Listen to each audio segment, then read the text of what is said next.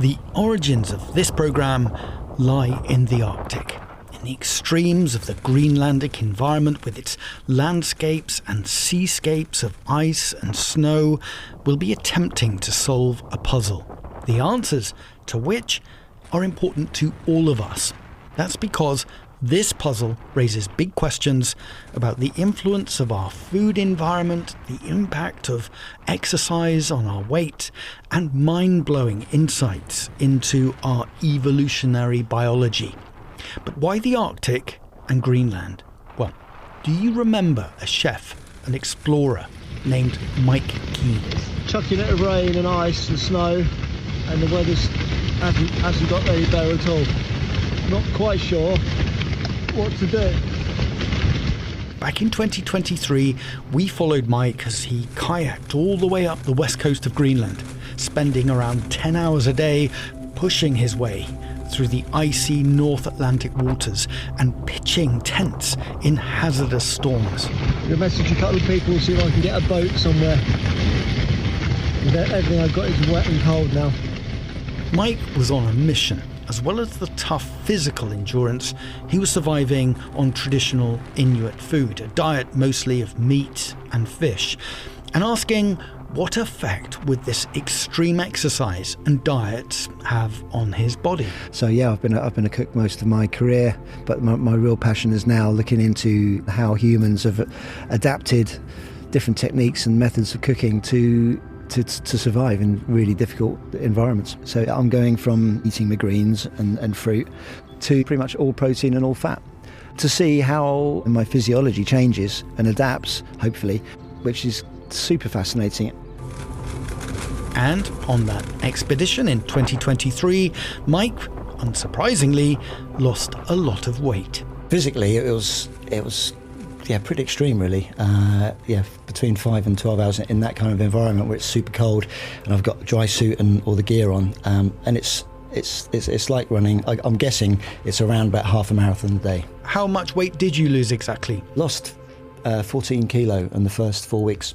How much is that in stones? It's 2 stone, and I'm not sure how rapid that was, or if that was gradual over those 4 weeks, because the first time I hit scales was in the first settlement, which is 4 weeks after I started, which I was quite alarmed at, because I thought if I continue doing that, I'm obviously kind of eating up my energy reserves, and at some point I'm just going to keel over and drown somewhere by an iceberg. But without doing anything, I didn't change the diet or the exercise regime at all, and it just leveled out at 75 kilo. So at the end of the 3 months, doing an equivalent of a half marathon a day, surviving on a diet of fish and sea mammals, Mike lost 14 kilos. And the puzzle? Well, when Mike returned to the UK, his weight bounced back to 90 kilos. And then, a year later, last spring, he returned to Greenland and, as before, kept an audio diary. Hello. Day is it? Sunday. I've now been here 2 weeks. 2 weeks and 2 days, and I'm on day 13 of the diet. For those who don't know, the diet is ancestral Inuit diet, so all sea mammal, fish, reindeer, crowberries sometimes, occasional mushrooms. And as before, Mike was experimenting with some unusual fermented Arctic foods. Hello. Got something special today, and I've managed to get hold of fermented seal flipper. A strong blue cheese taste, quite astringent on the roof of your mouth as well, actually, but not unpleasant. Now, on this second trip, Mike's diet was identical to the first. What was different about this second trip was the exercise. There was none. No kayaking, no setting up base camps on the ice. This was mostly time spent in a hotel in East Greenland, mostly cooking. I lost 14 kilo again, exactly the same.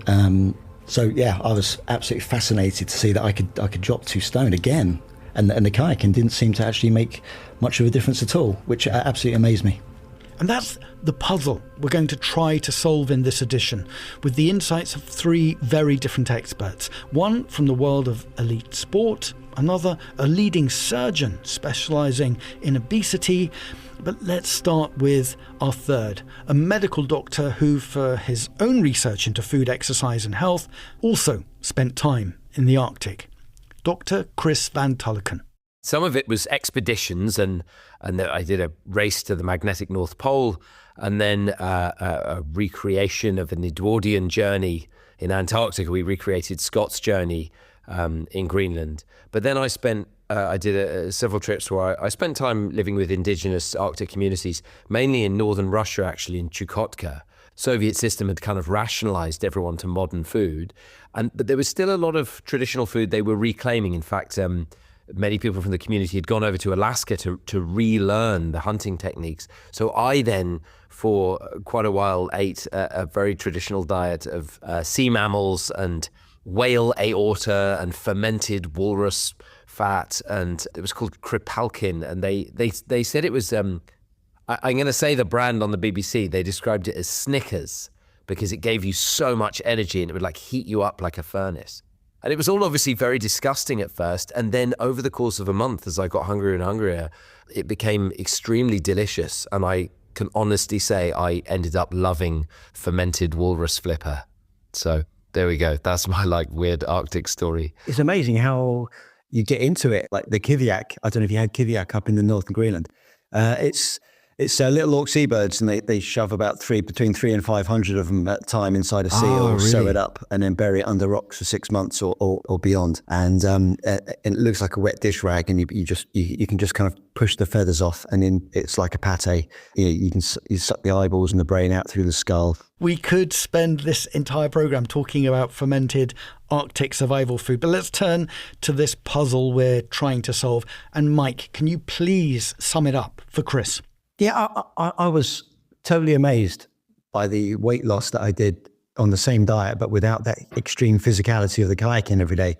I was expecting a slight weight loss, but nowhere near matching the weight loss that I achieved when I was doing that kayaking in there 3,000 kilometers. It was really astonishing. Can I ask, before you started the trip, were you what was your, I'm trying to think of how to delicately ask this. How heavy were you? How big were you? I was 90 kilo, effectively 90 kilo seems to be my standard weight on a standard diet, not so much UPF. And how tall are you? 5'11". Okay, so you were probably, I mean, I'm just sort of vague to get, you were probably sort of 20% body fat, something like that, unless you're incredibly muscular, so you were coming down to much more of an indigenous, the percentage body fats we see in indigenous communities around the world. It's all very consistent with that. If you eat a traditional diet, you do lose a lot of weight. And the kayaking probably did contribute, but it's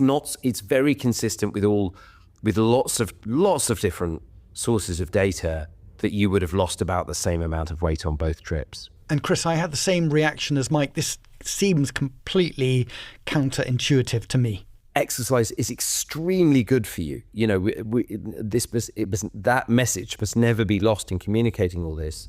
But there's very little evidence that the exercise of the kind that most people do, and most people obviously don't go and canoe up Greenland, of the kind of exercise that most of us do, it doesn't really contribute to weight loss. For some people, steady exercise does help maintain weight loss, but it's compared to calorie restriction, it's a relatively small part of the picture. I do think that most of us assume lack of exercise is a significant contributor to weight gain and on to eventual obesity. And in your book, Ultra Processed People, you say that that's also what you were taught as a medical student. I mean, it's very easy for me to sit here now sort of being rather wise about all this, but when I started researching that chapter of my book, I really believed that. And the question I approached my book was if I'm writing a book, a significant amount of it is about a population obesity, why we have all gained weight. My question was, how much of the problem am I writing about? If I write about industrially processed food, is it half the problem, 3/4 of the problem? But I thought it might be 3/4 of the problem. By the end of that chapter, I think we're pretty sure that when it comes to population weight gain, food is 90 to 95% of the story. It may be even more, but it's almost certainly not less. And we have a lot of different ways of demonstrating that. Much of which is based on this incredibly complex and robust test called the doubly labelled water method, which shows through measuring outputs such as our breath and sweat and urine the energy we're expending. What has decades of that test revealed to us? So we've got these studies showing that when you live an active life, as a hunter-gatherer, as a subsistence farmer, as someone with a very demanding job, you don't seem to burn more calories than an office worker or someone leading a very sedentary life. So this data had been around for a while, but the other side of the story about the idea that we can be active and burn more calories, a huge amount of that research has been funded by the soft drinks industry. And when I say a huge amount, I mean hundreds and hundreds of scientific papers, research institutes, more than 1,500 individual scientists were part of the network. And this was all investigated. This is all in peer-reviewed publications. So there's a kind of elegance to going, look, we're pretty sure that being active in the long term for most people doesn't cause you to burn more calories. And most of the evidence that says to the contrary was funded by companies that have a significant amount to gain from saying so. We put those points to the Food and Drink Federation, whose membership includes the world's biggest soft drinks companies. They told us they weren't aware of research pointing to food and drink being 90% of the problem, and added that their strategy to tackle obesity is product reformulation, including sugar reduction. But the scientific evidence backing up Chris Van Tulleken's key point, that you can't run off a bad diet, is impressive. And perhaps the most groundbreaking example of all of this research took place in East Africa, and the study of a small community I had the privilege of spending time with.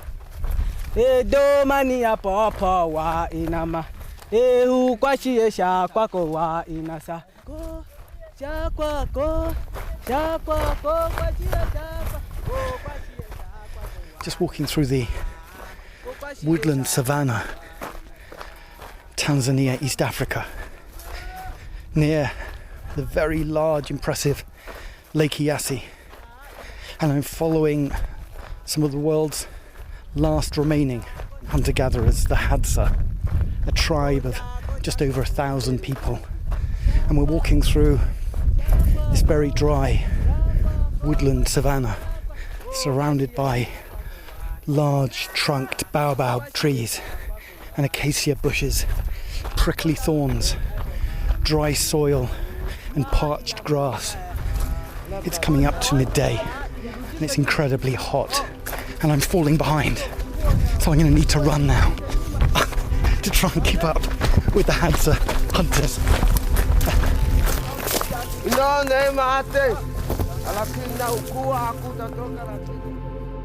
Today, there are just a few hundred members of the Hadza tribe who practice no form of agriculture.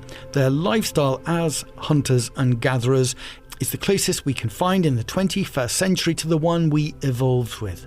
In 2010, evolutionary biologist Herman Ponster lived with the Hadza and measured how much energy they were using, an experience he shared with Chris Van Tulleken on Radio 4 last year.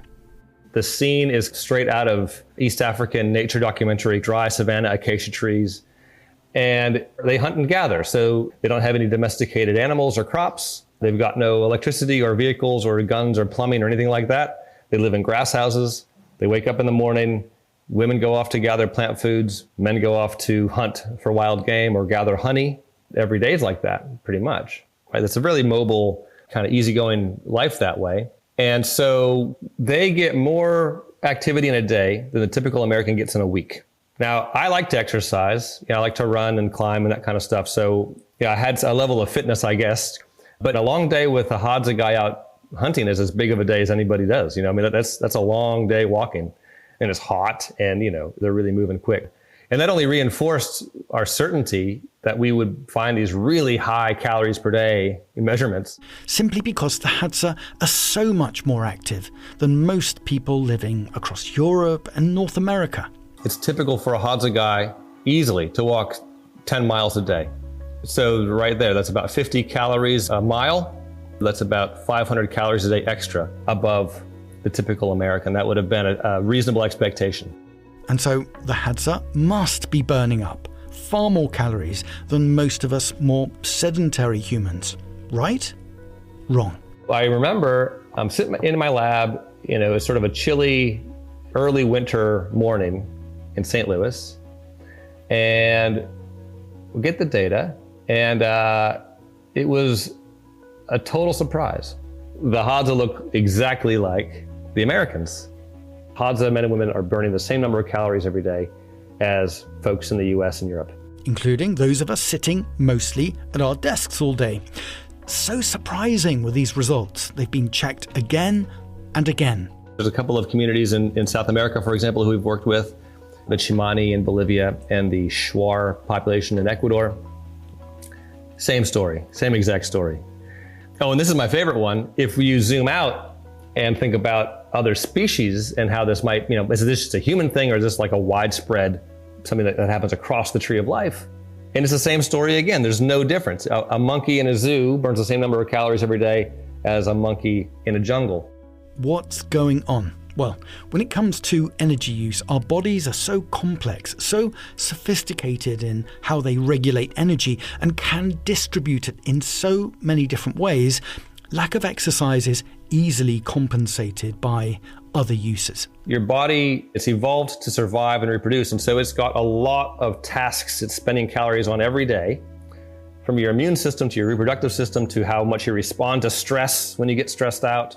And some of those are luxuries, right? And some of those could be more active than they need to be. So for example, if your immune system is more active than it needs to be, we call that inflammation, right? Chronic background inflammation is an immune response to an insult or an injury or a sickness, but it gets turned on kind of chronically all the time in people who have elevated inflammation levels. When people say you have inflammation, that's what they're talking about. We know that people who exercise have lower levels of inflammation.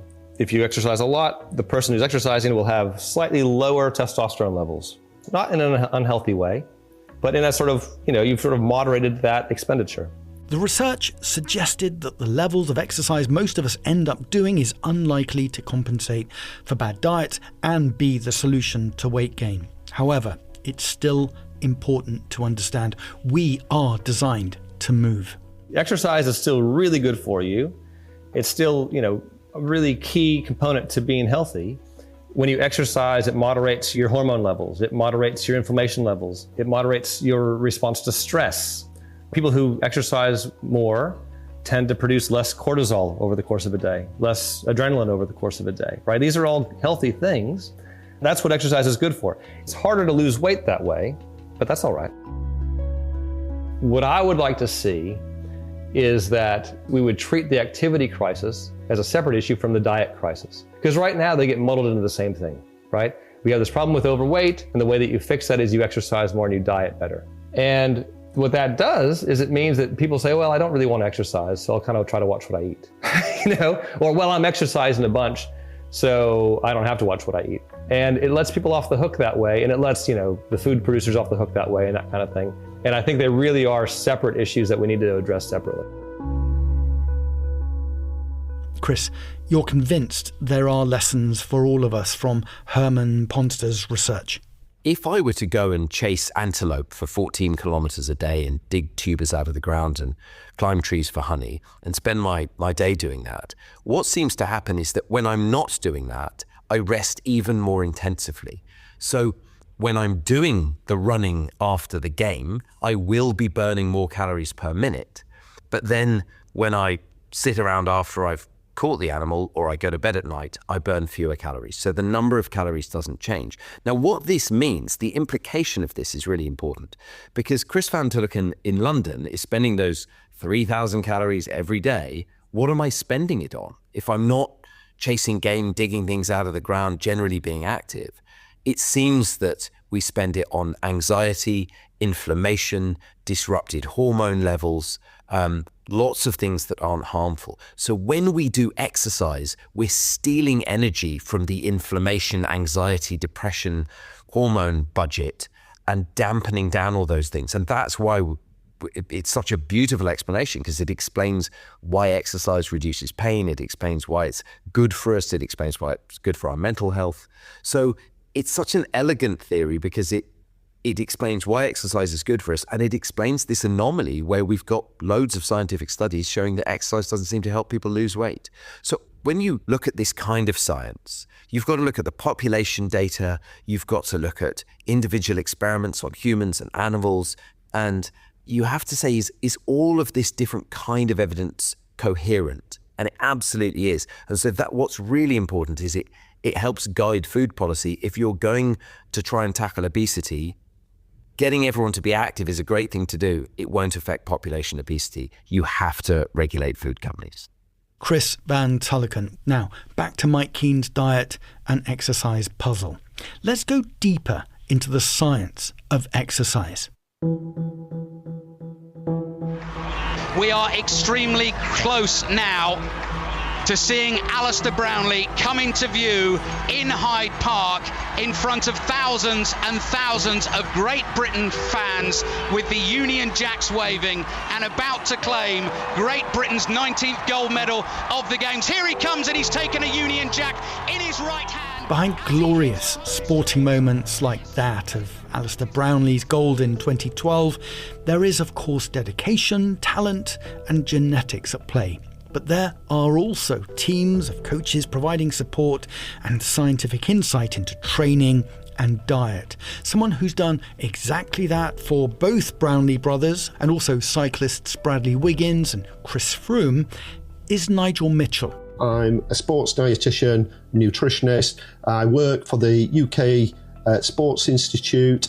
I specialise in nutrition with elite and professional athletes. In my career, I've worked with more than 30 Olympic and Paralympic gold medalists, Tour de France champions, and I also work as an academic at Leeds Beckett's University. Exactly the type of person I wanted to hear insights from about Mike's Arctic experiences. As Chris van Tulleken explained, when humans exert themselves physically, like as a hunter-gatherer after a 10-kilometre trek, to compensate, when they rest, they really rest. And it's exactly the same with elite athletes.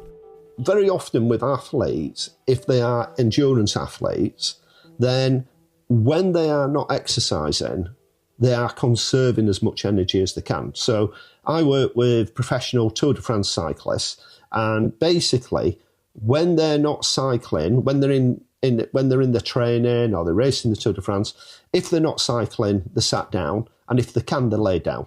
So they're actually using as little energy as they possibly can when they're not on the bike. It's quite amusing. You have these super fit athletes, and you'll go to an hotel and they'll be on one floor up, and they'll never get the stairs. They always get the lifts. They'll always get the lift up, so minimise the energy expenditure that they can, and so that they can exert the maximum amount of force and energy when they need to do it. And when it comes to the amount of energy we use up when we exercise, Nigel's insights also back up the idea you can't run off a bad diet. If we're just using exercise to try and lose weight, then the amount of exercise we need to do is so vast that people really get demoralised. So if you look at it like this, roughly, 70 kilo person running a mile burns about 100 calories. A kilo of body fat is worth about 7,000 calories. So if you're looking at running a marathon, it's 26 miles, then you're only burning about 2,600 calories to do that. So that is not even 1 pound of body fat. And many people will go to the gym, and I don't want people to stop going to the gym because they go, it's a complete waste of time, but they'll go to the gym and they might do 30 minutes of exercise. And in that 30 minutes, they may be using, from an exercise perspective, 300 calories. And then they may then compensate for that with some high sugar drink, some takeaway or something like this, which people then feel that they've earned. And the message for me always is looking at doing exercise for the positive benefits of exercise and not really trying to think of it as something for weight management. Right. So, Nigel, I have done these two quite big, long trips in Greenland, one of them with intense exercise and one without. And I seem to have very similar results in terms of weight loss. I lost almost 2 stone on both trips. What's happening there? It's super interesting, Mike. And having a look at the data that you had from trip 1, In particular, what you could see there, that you'd lost a significant amount of body fat, and you'd also lost a little bit of lean tissue, a bit of muscle. Now, the interesting thing is that when we're exercising, that actually helps to promote more muscle gain or helps to reduce muscle loss. You lose the muscle because you've been in a big energy balance and your body's using the fat for energy, and it also cannibalizes some of that muscle. But when you were doing the exercise, then the exercise will have helped to maintain that muscle that you had. Now, it is possible that the second time that you went, you're just in a big caloric energy deficit, and the weight that you lost, unfortunately, we've not got the data of what it was, fat or muscle, but it is really possible that the reason why you got similar results, you got a big energy deficit, and because you weren't exercising, you could have actually lost more muscle on the second trip than the first trip. So not to confuse you, but it could mean that you were actually fatter at the end of the second trip as a body percentage, because you'll have lost more muscle than what you did on the first trip. Yeah. Look, oh, wow. Right. It's a head scratcher. We see this when the body's got this big demand for energy, and our brains are what we call a carbohydrate-dependent tissue. In other words, they need glucose. And we can't convert fat in the body to glucose, but we can convert protein, i.e. muscle. So it really could be that, in effect, that you're just in a big caloric deficit. And when we're looking at the types of foods that you're having there, it's not a super high carbohydrate diet. It's quite high protein, quite high fat. That doesn't mean say it's really unhealthy, but it's just possible that you just weren't really getting the carbohydrate that the brain will needed. And Nigel, could Mike have carried on much longer doing the amount of kayaking he was doing on that diet, which I guess you could describe as keto? Interestingly, not athletes I've worked with, but I've heard of athletes that have wanted to go on, have tried some of these sort of ketogenic diets, and every time it ends, I don't want to say in disaster, but it doesn't end in positive results for those athletes. Now, there'll be some people listening and they'll be going, well, I follow a low carbohydrate diet and I exercise and I'm fine. But we're talking about people who might be training and competing over 20 hours a week. I'm thinking of a marathon runner I'm working at the moment who's running 200 kilometres a week. So we're not talking about going down the gym for half an hour. We're talking of real extreme exercise. And when it comes to different types of exercise, if we are thinking about developing a training regime, not so much to lose weight, but maintain a certain weight, is it all about running, or should we be thinking about anaerobic exercise and weight training? For people who are not athletes, especially when they're trying to manage weight, then muscle, lean tissue is really important, because lean tissue is what we call metabolically active. In other words, even if you're not doing any work, it's burning calories. So for a lot of people, including some strength exercise in their gym workouts, can help to increase some muscle, and this muscle will then increase their basal metabolic rate, and that'll have a bigger impact on helping them to lose weight in the long run. So people might go to the gym and they go, I'll go on the treadmill for half an hour and I'm burning 200 calories, but actually doing some strength work and increasing their muscle will burn more energy in the long run than just doing the endurance work. Nigel Smith of the UK Sports Institute. For our next expert, I wanted to understand what was happening as Mike moved between the UK and Greenland and back again. Remember, when he left for Greenland, he was 90 kilos. In the Arctic, this went down to 75 kilos, and then on his return, his weight bounced back up to 90 kilos. To explain this, let's hear from a consultant surgeon specialising in obesity, Andrew Jenkinson, author of Why We Eat Too Much and also How to Eat. It turns out Mike's response to the two very different food environments can be explained by a theory describing something we all have, a weight set point. Which was inspired by, these patients coming to me and saying, can you take my stomach out? Because I can't go on a diet, because I can't sustain weight loss. It's this concept of the weight set point, individual's weight set point, which is different to everyone, is the thing that your body will want to be.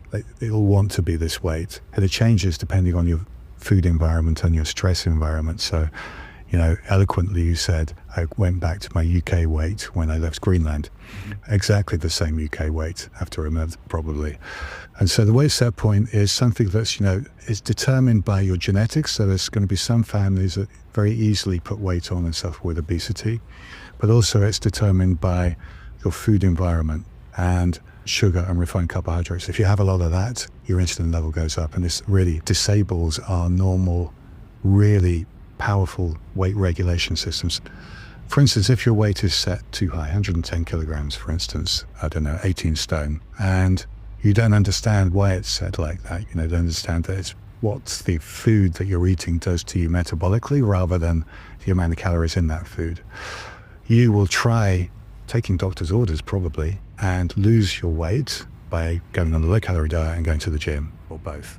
But your weight set point hasn't changed, so you're going to run away from that weight, as it were, in the gym, and you may lose half a stone or a stone or a stone and a half.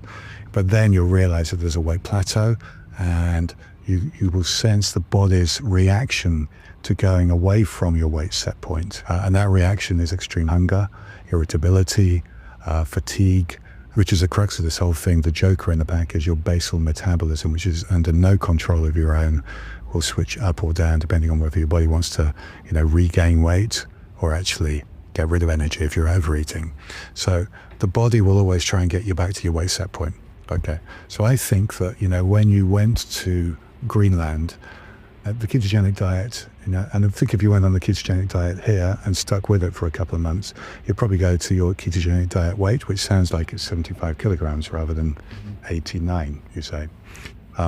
Now, if you then add on exercise, that's not going to have a major effect. And basically, your ketogenic weight set point is 75 kilograms, and your body's going to try and keep you there, even if you try and get away from it with exercise. So the crucial thing is, I think this is what we'll conclude eventually with this program, is food is much more important in determining your weight than exercise. That whole weight set point is really interesting, and I've never felt better than when I was in Greenland and on this diet, and I was down at 75 kilo, and I was thinking, okay, that's more like the body that I've always imagined that I wanted. Is it possible to lower my weight set point and have more like a Greenland body in England? Is that possible to lower the set point so I'm not under that pressure? This is the crux of defending a particular weight. So we know energy expenditure, you can break it down into 70% of the energy that we use is without us even moving. This is called basal metabolic rate. So if you stayed in bed all day, you'd still expend 70%. You wouldn't be able to save any more than that. Active energy expenditure, for instance, the kayak and whatever, is around about 5%.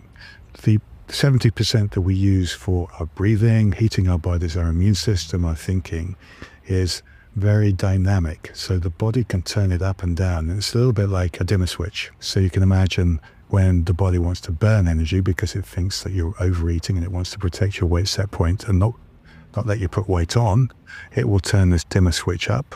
You'll get hotter, your blood pressure will go up, you'll get like a higher pulse rate, you'll probably think a bit faster as well. You look at the population and they're all over-metabolizing. This is why we have an epidemic of high blood pressure, for instance, in the country. If you go the other way and the body needs to protect against weight loss, because you're at your, for instance, when you're in Greenland, your ketogenic set point, it will turn that dimmer switch of metabolism down. It can turn it down profoundly. It's almost like it's putting you on battery saving mode, That's really interesting. It makes total sense when you talk about it. It's kind of difficult to visualize. So when I was kayaking and approaching, kind of lowering towards my kind of weight, my set point for the ketogenic diet and that environment, with my basal metabolic rate have been reducing until I hit that weight, and then do some systems kind of slow down, like my reproductive system, that kind of thing? Yeah. Does it save energy that way? The system is like, the immune system and the reproductive system take quite a lot of energy. So if the body senses that you're in a little bit of trouble, it's trying to maintain your weight. And I know that your blood test showed that your testosterone went down. This is a normal response. If a woman had done the same thing, she would probably become amenorrheic, for a 2-3 months period. The last thing your body wants is, a pregnancy, or for you to have to go out hunting and fighting for a mate. So yeah, this is really interesting. And as we know, athletes who really, really go for it and over-exercise, they then get in real trouble with their immune system, and get a lot of different infections. Are there any takeaways for the rest of us who aren't going to Greenland and into the Arctic and kayaking? And what can we all take from Mike's surprising experience? So I think the takeaways are, if you want to alter your weight downwards to a healthier level, so if you're suffering with overweight or obesity, you really need to understand how your weight is set. So genetics you can't change, but you can change your food environment. And this is all about the hormone leptin. So leptin is a hormone, it's Greek for thin. So it's the thinness hormone, keeps you thin. And it comes from fat. So the more fat cells we have, the more leptin is produced in our body. And leptin infuses into the blood and acts as a signal to the center in our brain that really controls our weight. This is the master controller. We're not in control. We can try and go up or down, but we're not in control. So the hypothalamus is the name of this very small part of the brain that affects our metabolism, our weight, our satiety, and whatever. The hypothalamus will dip into the blood and sense how much leptin we have. So this is the signal. It's almost like the gas tank meter in a car. This is the signal to say, we got 3 months worth of energy on board, fat on board, or we got 2 weeks worth. This is going to have a really profound effect on how the hypothalamus reacts to that signal. Unfortunately, the hormone leptin also has a common signaling pathway with insulin. So the more insulin you have, the more dilutes the leptin signal. So this is why when we have a population of humans that are fed a lot of sugar, a lot of refined carbohydrates like wheat bread, pasta, which is basically the same metabolically as sugar, and a snacking culture. Averagely, our insulin levels over the day increases. This dilutes the leptin signal, and suddenly the body's confused. And it doesn't know, it thinks there's not enough energy on board. So you can be someone who is really suffering with severe obesity, but they've got leptin resistance. This is the cause of obesity. The brain can't see this massive amount of fat. It's blinded to it. And it will actually receive the opposite signals. It will receive signals that there's not enough leptin, not enough fat, and they will blame themselves because they feel really, really hungry. They feel driven to have rubbish, high-calorie food, because the brain is telling them you're fading away. We as medics have got it the wrong way round. So we will say to someone, obesity probably is caused because you're eating too much, you're a little bit greedy, and you're a little bit lazy. Actually, you've got to flip it around. Obesity is caused by the diet, it's caused by too much insulin, causing leptin resistance, and the symptoms of obesity are a voracious appetite and lassitude because your metabolism is turned down. So this is the understanding of, what the hell is going on with obesity. And which is why when Mike went on a ketogenic diet, his insulin levels plummeted. He went from 89 kilograms to 75. His weight set point totally changed. Surgeon and obesity expert Andrew Jenkinson. Following the conversations with the three experts, Mike returned to Greenland to carry out more research into traditional diets. And so I called him there to find out if he now had the answers to his food and exercise puzzle. I think we're getting pretty close to it. Yeah, it was really interesting to get the different perspectives from the three experts there. Interestingly, from Nigel was the fact that my body would have been using the energy from different parts of my body. So from the first trip when I was doing extreme exercise, I would have been using the energy from the fat, whereas on the second trip where I did barely any exercise, my body would have been almost cannibalizing itself. The muscle to fat ratio would have actually gone down on the second trip, which is quite fascinating, really. But at the end of both trips, you felt good. Yeah. At the end of both trips, I had bags of energy on both trips. Obviously the exercise changed a lot. And Mike, the concept of the weight set point described by Andrew Jenkinson was interesting, explaining how your weight was changing with these two different food environments and less so the kayaking. Yeah, Andrew talking about the set point was another really interesting element to it. And it's really interesting that your body's got this natural balance where it kind of gets in tune with your environment. So my weight in Greenland, both times dropped down to 75k. Whereas when I came back to England and started eating kind of a more regular English diet, it went back up to the same weight again. I think it just comes back down to how beautifully designed our bodies have been over millions of years of evolution.